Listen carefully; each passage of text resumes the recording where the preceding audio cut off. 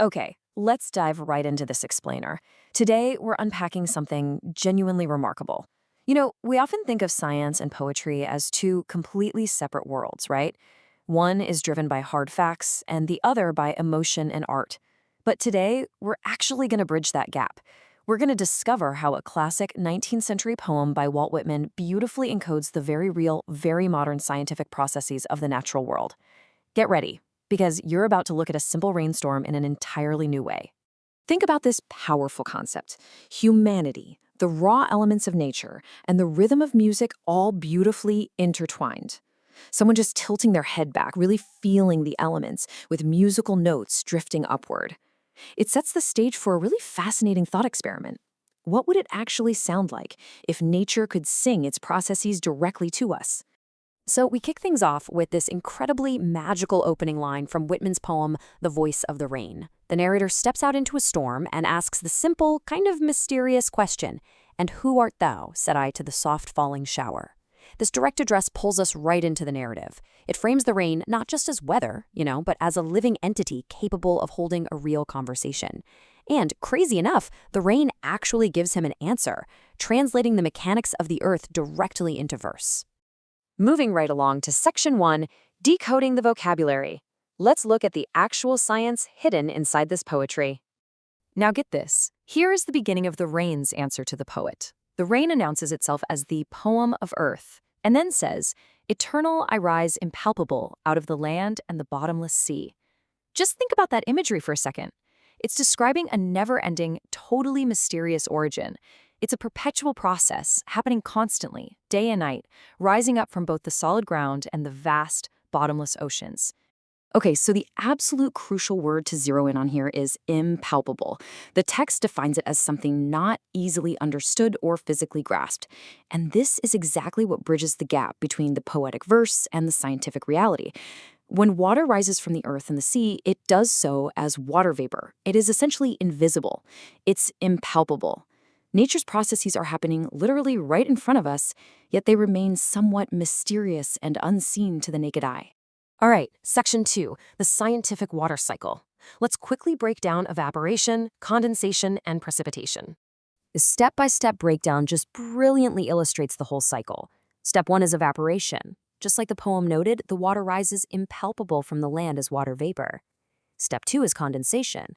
The text explains that the vapor ascends way up into the sky and takes the form of clouds, or as Whitman so perfectly put it, it becomes vaguely formed, altogether changed, and yet the same. Its shape changes, sure, but its original essence remains completely unchanged. And finally, step 3 is precipitation, where it pours back down as raindrops. The entire cycle completes itself. That brings us to Section 3, healing the earth. What's the actual purpose of this cycle? Just look at this absolute powerhouse of a line. The rain says, "I descend to lave the droughts, atomies, dust layers of the globe." After ascending and changing form, the raindrops pour down from above. But this descent isn't passive at all. It's highly active. It fundamentally interacts with the dry, latent earth, specifically targeting those dry layers of dust and the areas suffering from drought. Notice how Whitman uses this fantastic old word, lave. The text defines it for us as to pour out as water or to wash. And that perfectly captures the action of the rain as it works to wash away the dust layers. It quenches the deep, deep thirst of the dry earth. It's this gentle but overwhelming pouring out that restores total balance to the environment. But honestly, even more fascinating to me is his use of the word atomies, meaning indivisible particles. The rain isn't just watering the surface level, it's reaching deep, deep down into the very building blocks of the earth. By reaching these atomies, the rain heals everything that is latent or unborn and lifeless. Without this descending water, seeds remain just seeds. The rain literally gives life back to its own origin, purifying and beautifying it right down to a microscopic level. Moving right along to Section 4, Rain as a Song and the underlying rhythm of nature. Now this side-by-side comparison is just so cool. It shows this elegant symmetry between the two concepts. On one side, we have the life of rain. It rises from its birthplace on Earth, undergoes this massive process of purification through repeated evaporation and condensation, and ultimately returns to beautify the globe. Then on the other side, we see the life of a song. It issues from its birthplace in the heart or mind of the singer. It wanders out into the world to calm and thrill the people who hear it, and after its fulfillment, it returns with love. Both of them possess this incredible power to completely transform their surroundings. Whitman actually wraps up the poem with this little parenthetical thought. He notes that the song, much like the rain, does its beautiful healing work whether it is wrecked or unwrecked.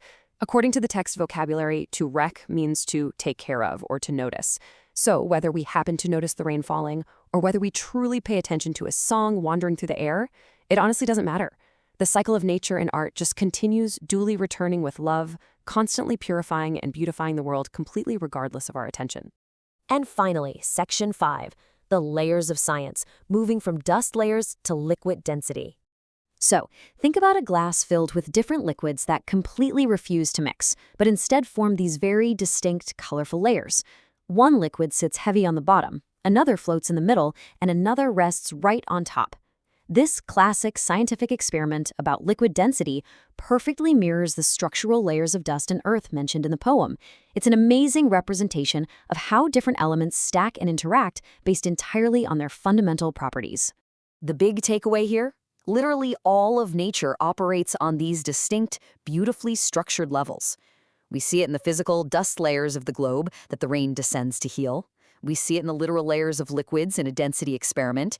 And of course, we see it in the layers of meaning within Whitman's poem itself, where what seems like a simple conversation with a rain shower actually reveals these profound truths about evaporation, condensation, and the rhythm of life itself. I'm going to leave you with this final, super provocative question straight from the text. What may happen on the earth if it does not rain for a long time? Having just unpacked exactly how rain breathes life into latent unborn seeds and heals the microscopic atomies of the globe, I challenge you to ponder the absolute, undeniable necessity of this perpetual cycle. Because without it, the song of the earth goes completely silent. Thanks so much for joining me on this explainer, and hey, keep looking for the science hidden in the poetry around you.